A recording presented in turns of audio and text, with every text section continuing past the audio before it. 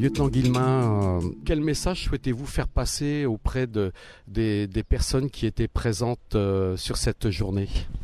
Le premier message que je voudrais faire passer, c'est que nous sommes vraiment ravis d'accueillir ces gens dans le cadre d'une journée de reprise en main, journée de trajectoire, donc sortie de l'hiver.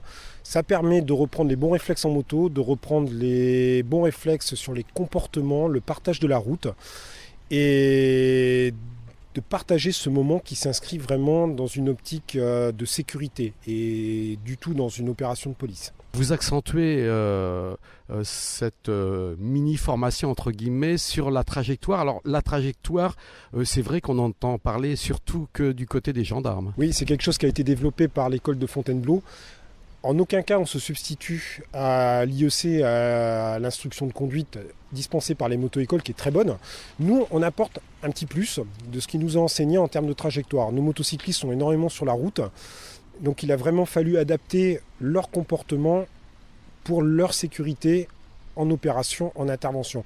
Et c'est vraiment ce savoir que l'on aime partager avec les gens qui le désirent. Alors ces virages, ils sont décomposés ? Oui, l'entrée de virage.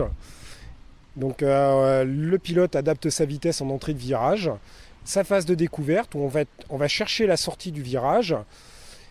Dès qu'on a localisé la sortie, la reprise des gaz et on reprend sa trajectoire. C'est pour ça que nous on l'a décliné sous l'acronyme EDSR. Entrée, découverte, sortie, reprise. ce qui correspond aussi aux escadrons départementaux de sécurité routière. Tout au long du parcours que vos hommes ont fait, il y avait du repérage. Alors comment ça s'est passé avec ces élèves? Parce que vous alterniez d'abord un pilote, ensuite un deuxième, et donc vos hommes vérifiaient un petit peu la bonne tenue de ce qu'ils avaient pu décomposer en cours. En fait, la première phase se déroule en cours où on explique la trajectoire de sécurité, ce que je viens d'évoquer auparavant.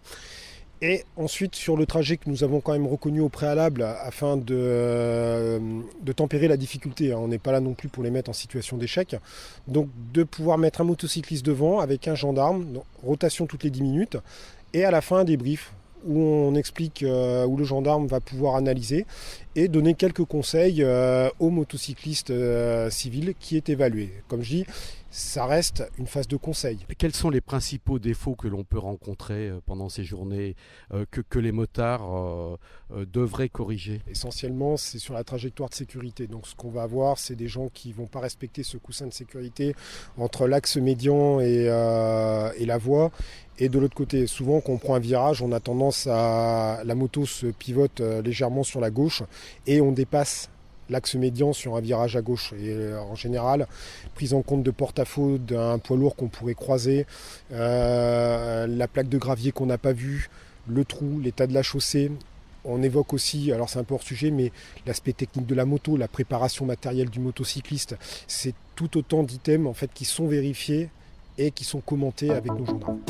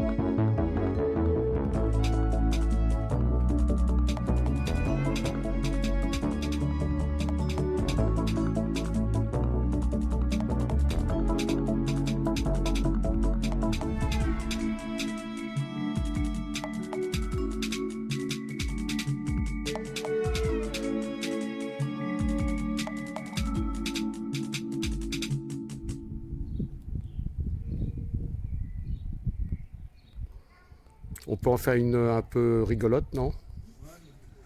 Non? Ça dépend ce que tu entends par rigolote. Parce qu'on est bien monté, on les plie. Ben, c'est bon. Hein. C'est bon. Hein. Vous pouvez y aller. Hein. Merci pour votre participation. Merci.